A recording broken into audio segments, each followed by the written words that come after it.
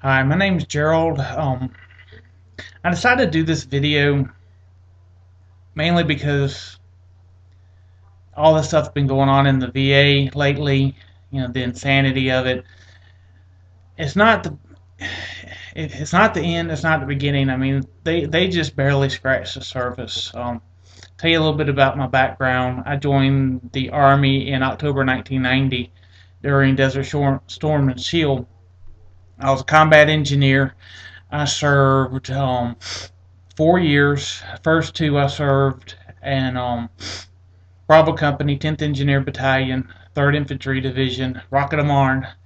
Um, the last year and about 9 months I spent in Fort Hood, Texas, 17th Engineer Battalion, Alpha Company, 2nd Armored, Hell on Wheels.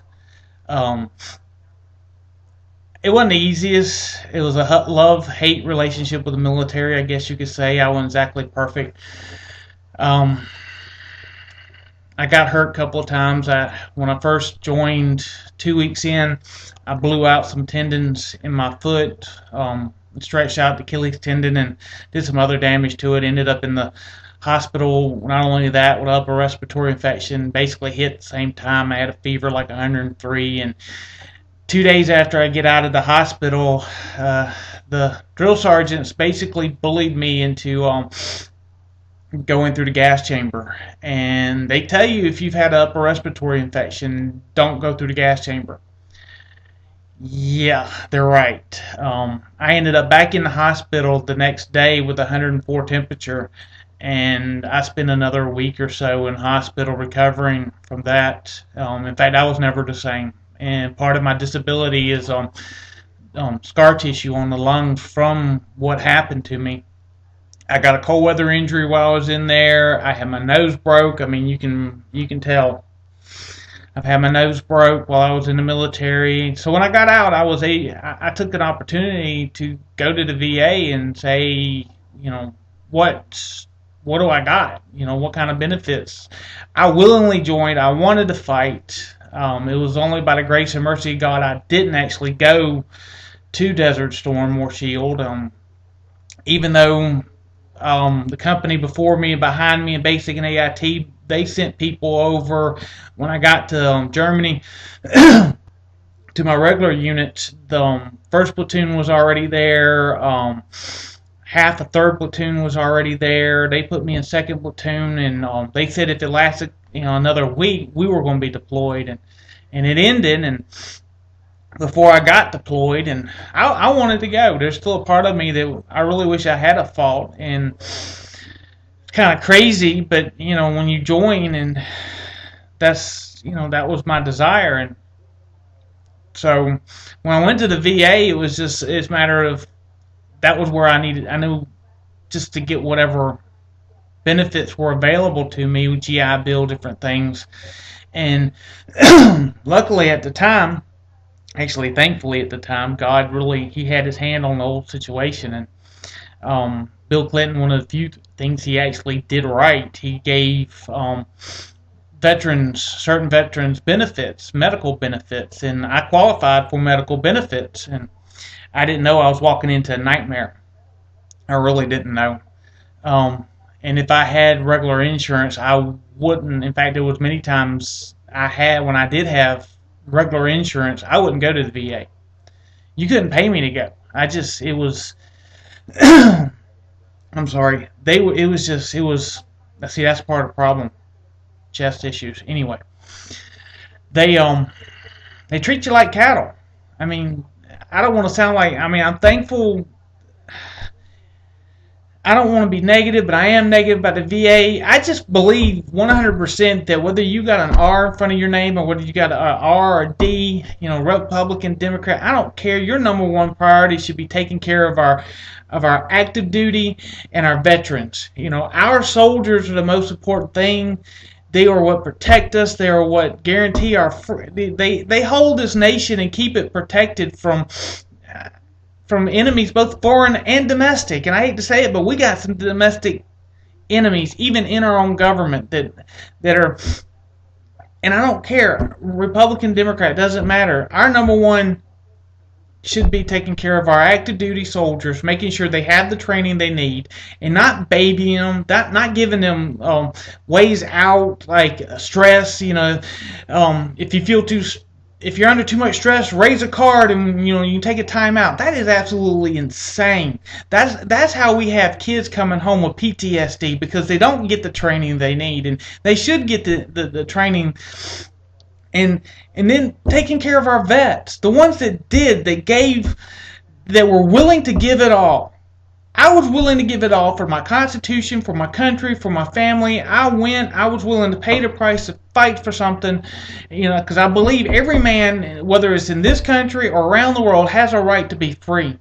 To be free from tyranny, be free to be able to make the choices he wants to make. And I believed I was fighting for that freedom. And what our Constitution's all about is being free from government tyranny.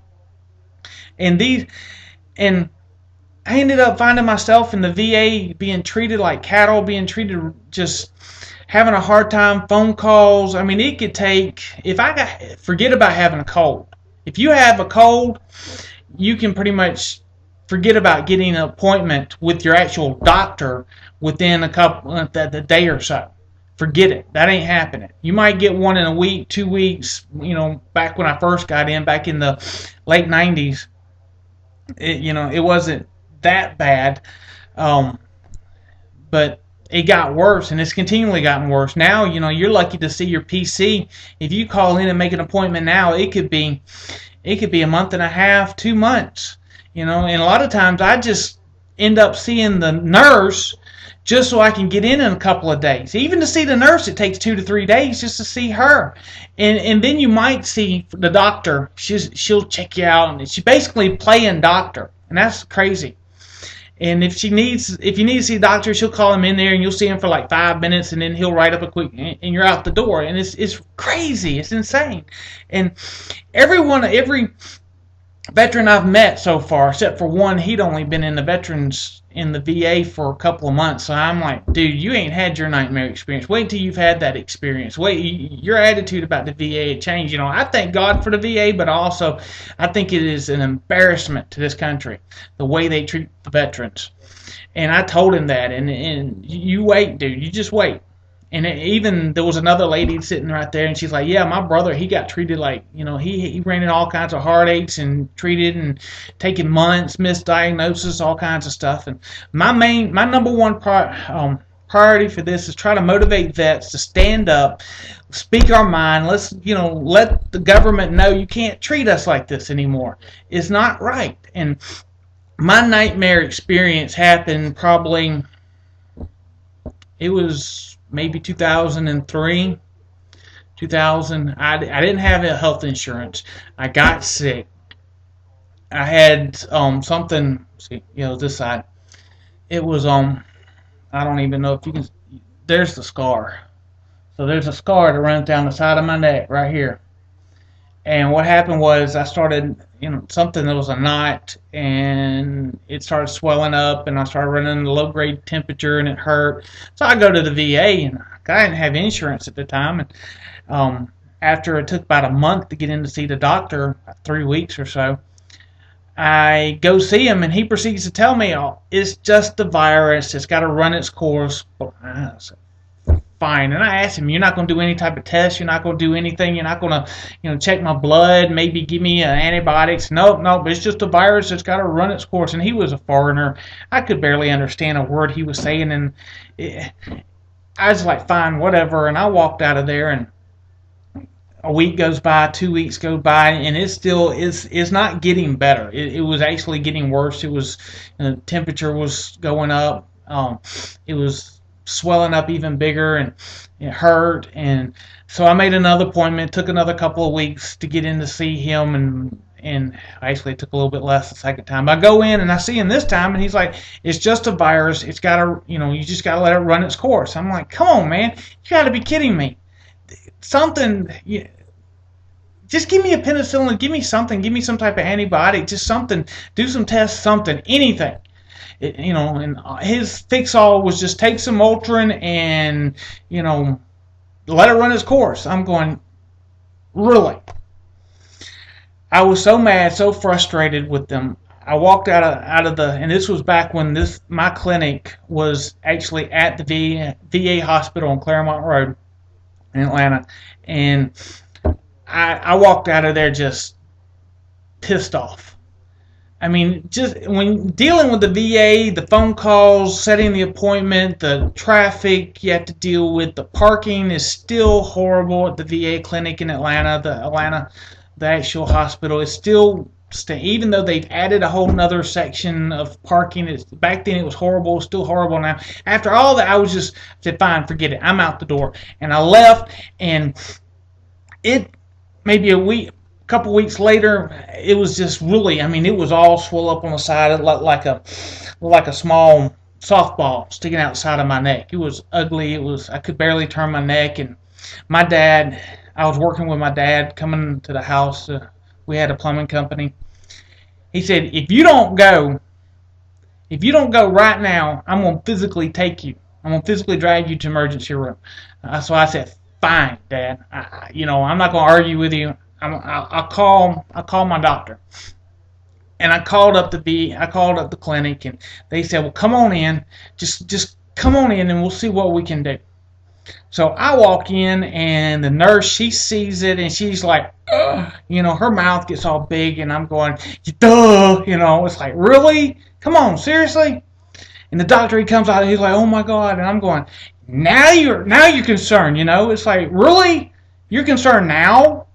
I mean, come on. So he's like, well, just wait. I'm going to call the emergency room. You need to go down the emergency room. I'm like, I got an emergency room? Come on. You can't. Like, no, you need to just go down there and let them deal. And I'm like, yeah, that figures. Come on, really? So I go down the emergency room, and I still, even though they took me pretty much straight back, I still waited in the room, in the exam room for maybe an hour before the ER doctor came in there. It was still a little while, and he comes in there, and he's like, oh yeah, we're gonna call down the ENT and ear, nose, and throat. And I'm going, okay, cool, so can I get some drugs? It hurts, when the nurse asks you 1 to 10, I'm going, it's off the chart, lady. We're talking at 10 here, right? I can't move my neck. It's all swollen up. It's ugly. And I never did get any pain meds, if I remember correctly. They might have finally, right there, maybe 2-3 hours later, after finally seeing the ear, nose, and throat, and it was still maybe 30-45 minutes after that, they finally gave me some morphine. But when the doctor came down to ear, nose, and throat, he takes a look and says, yeah, we're gonna take you into surgery, today, within the next couple of hours. As soon as we can get you up there and get the surgery set up, you're going now. And I'm going, what? It's like, seriously? Oh my God, what's the deal? Sure enough, they go in there and they cut me open, and they end up having to cut me from here to here, and they had to clean it all out. And once they cleaned it out, they put a tube in, and there was a nerve that runs in there. Thankfully, these are Emory surgeons.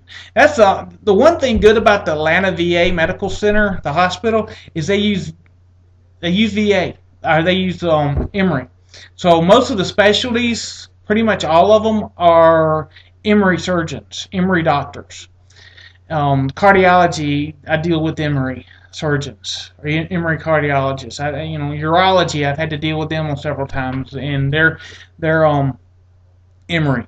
So, which also means their interns get to mess around with you, which really, I get to be guinea pig at times. Urology, they let a intern do some, and yeah, even though the urologist was standing there with him, it's still, he was bumping places he shouldn't have been bumping. But anyway, for the most part, any major surgery I've had done has been done by an actual surgeon from Emory.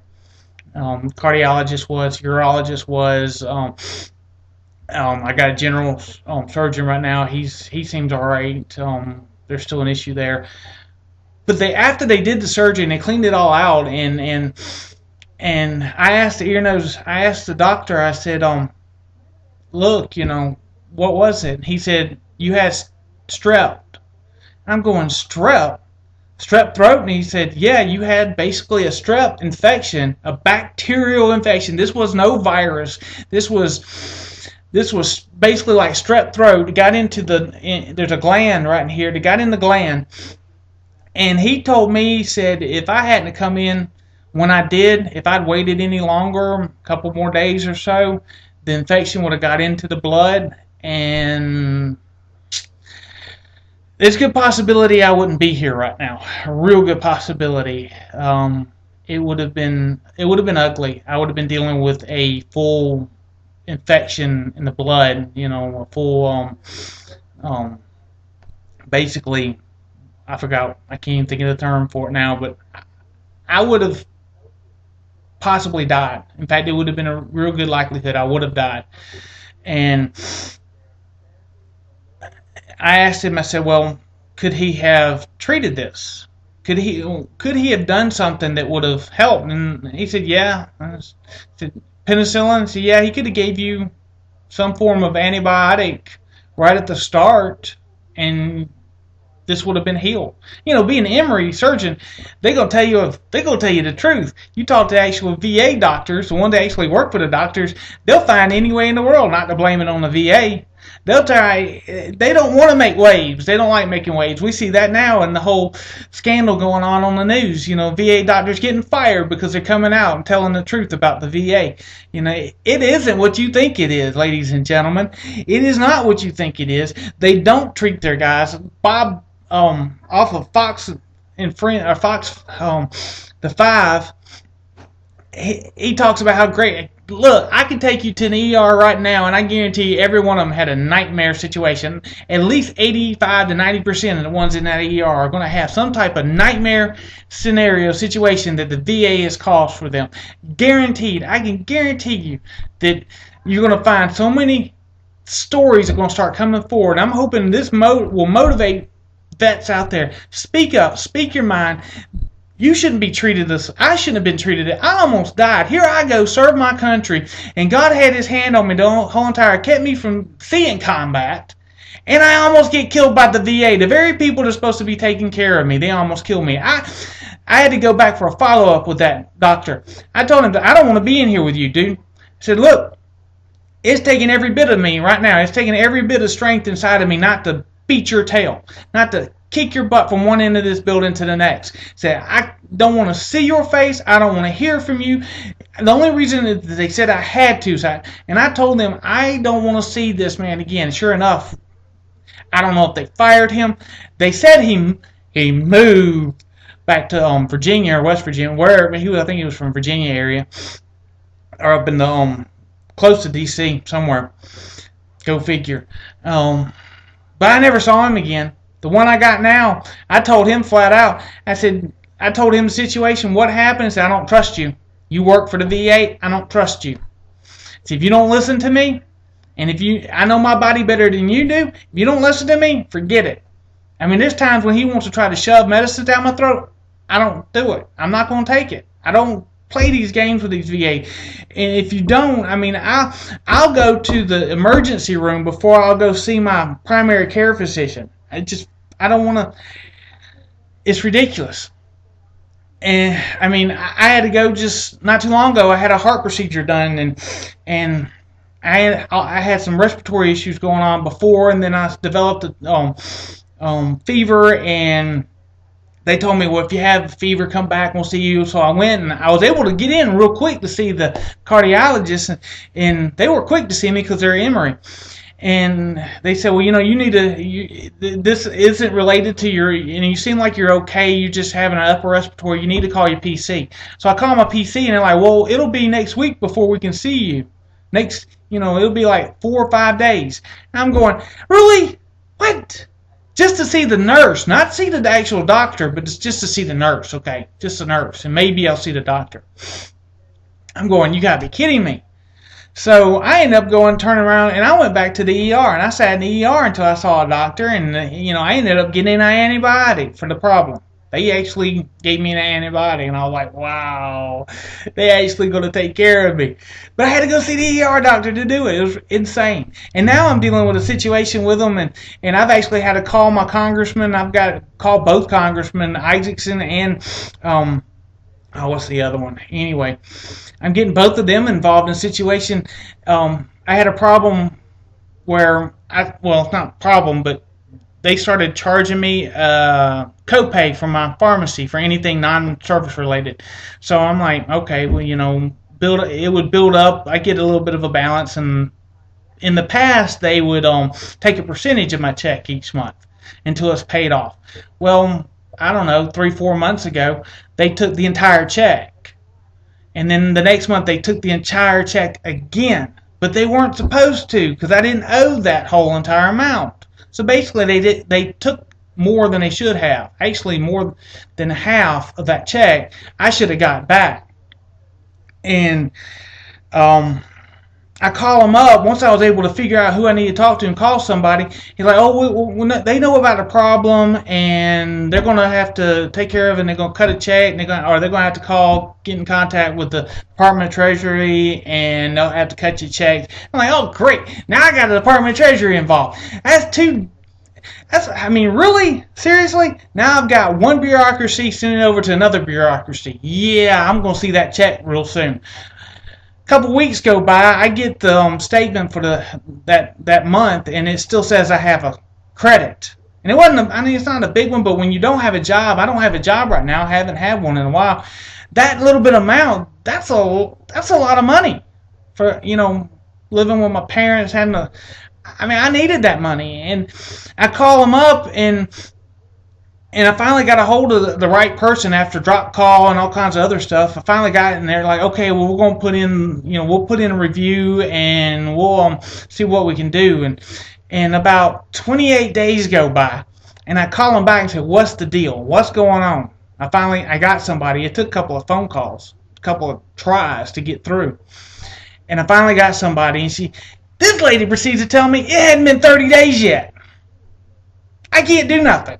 She can't do anything. It has to be 30 days since the last time I put in a review. I'm going, are you kidding me?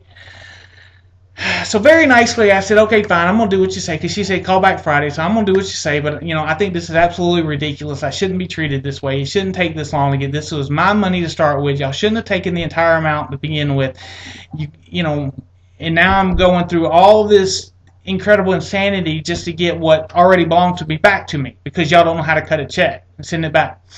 So I'll call you back, but I'm calling my congressman, and I've already went through them, and I'm going to get both congressmen involved now, because I still haven't seen anything, and I'll call them, and because she proceeded to tell me, so when you call back Friday, and then you have to wait another 30 days before you can call back.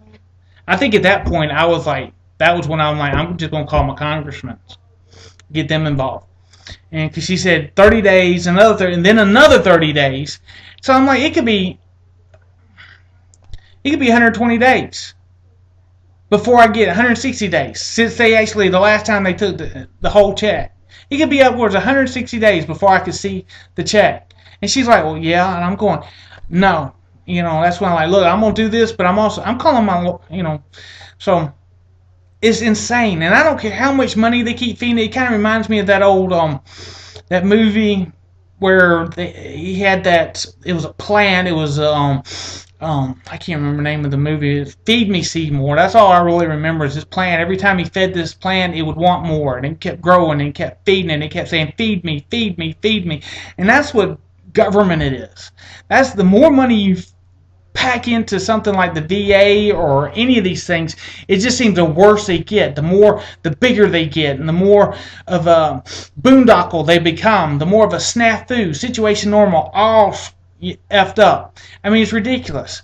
Situation normal, that's the way the VA is turned into. It's absolutely, it doesn't matter how much money they keep piling in there, if they don't change it from top down, inside and out, just totally redo this. I mean, let's do a voucher system for veterans. Let them go outside of the VA. Do something other. Do a medical savings account for veterans. Something that the government can put money in so they can go in, so veterans can go outside of government-controlled health care. And that's where we're headed for this whole nation with Obamacare, is government-controlled health care. And if you think, look, I'm telling you, as someone who deals with government-controlled healthcare on almost a daily basis, all the nightmares I've had to deal with, all the insanity, I've got a cousin, his dad, he went through nightmare after nightmare with the VA because of Agent Orange. He ended up dying as a complications and sickness because of Agent Orange, and I mean, he was a nightmare for him. I got another friend, he went through the same thing because of Agent Orange. It is absolutely insane the thing these guys went through. There's no reason. These guys put their life on the line for this country. They actually fought for this country, and they get treated like crap. They get treated like they're dirt, and then it shouldn't be that way. And I don't care if you got an R or a D, if you don't do something about this, McCain, if you don't do something, Isaacson, I know you're retiring, I don't care, do something. Every one of you, I don't care. Obama, do something about this. Don't just talk about it. Don't say, well, I'm madder than hell. Give me a break. I don't believe you anymore. I never believed you. You've known about this from day one. At least Bush, when he found out about Walter Reed, he actually got off his butt, went down to Walter Reed and did something about it. And you knew when you came in, because they told you, Bush told you that there were problems with the VA and that needed an overhaul and it needed some things done to it, and you ignored him 6 years, almost 7 years in, and now you're finally coming out talking about I'm mad as hell and we're going to do an investigation, and that's not going to do nothing. You doubled their money just so they could have all these bonuses and see veterans killed. I mean, you're going to hear nightmare story after nightmare story that's going to start coming up. Veterans, stand up, call your congressman, call your senator, call your house, just call. Let's get, I'm a member of the American Legion. American Legion, get involved, do something. This is ridiculous. It shouldn't be this way. It is an absolute embarrassment to this country and to the government because of what's going on with the VA. These guys bled. They fought. They bled. They were willing to give it all for this country. And if we can't take care of them, you really think they're going to take care of you? If they won't take care of the ones that actually fought for this country, forget about it. They ain't going to take care of you. They're going to let you rot. Once the government takes complete control of health care, forget about it. You'll be sitting in a wheelchair waiting, 14, 18 hours before you actually get into the ER just to see a doctor. It's going to take you 3-4 months just to see your primary care physician. And that's what's going to happen because I deal with this on a daily basis. It took me 9 months to get in and see a cardiologist. 9 months. Okay? 9 months. Think about that just for a second. See a cardiologist. And there were some things that happened with the doctor that were out of my control, but the large majority of it had to do with the VA, and that's ridiculous. It shouldn't be that way. Stand up, do something. I deal with this stuff all the time. You can forget about it. If you're thinking that medical health care through the government is going to help you, forget about it. You can give it up. It ain't going to work. We're going to see and hear more and more things. Vets, stand up. I beg you, stand up. I pray this thing goes viral. I pray the message gets out that we need change. We need real change, not words, not, we don't need some man in Oval Office or all those nuts in Congress. We don't need them just talking about it. We need them actually doing something about it. Top down, bottom up, get rid of all of it. Let's get rid of bureaucracy completely because that's the problem. That's the problem. Here's another deal. I was sitting about ready to go see my doctor up at the VA Medical Center, the hospital in Atlanta, and I got there early enough to eat, and I'm sitting there, and I'm eating my lunch, and I see these two shirts with ties. They're sitting over kind of right next to me, and I hear them talking about they don't really care about us. Talking about their higher up guys at the hospital, that they were running the place like it was it belonged to them. And I wanted so bad just to get up and get inside of those faces. I'm going to tell you right now, since I couldn't tell it then, I'm going to tell you right now, that hospital doesn't belong to the bureaucrats. It don't belong to the ones that run it. It doesn't belong to the people that work there. It belongs to me. It belongs to vets. It belongs to those who laid down their lives, shed their blood, that fought for this country. It belongs to us. It belongs to the veterans of this country. It don't belong to you. Do you understand me? You bureaucrats, you numbnuts, you knuckleheads in the government, in management, at the medical center, it don't belong to you. Doctors at the VA, it don't belong to you. You're there to help us. You're there to take care of us. It belongs to the veterans, not you. Get that in your thick skulls. Do something right for a change, and we won't be tearing down the walls one day. Because I hate to say it, sooner or later, veterans are going to get so fed up, we'll be outside, standing outside with our banners, saying enough's enough. Don't think it won't happen. Because it's just ridiculous. Take care of us. Because we took care of you at one point. And that's about all I got to say on this matter. Because believe me, if I don't shut up now, I'll never shut up. Y'all have a blessed day, and God bless America. And take care.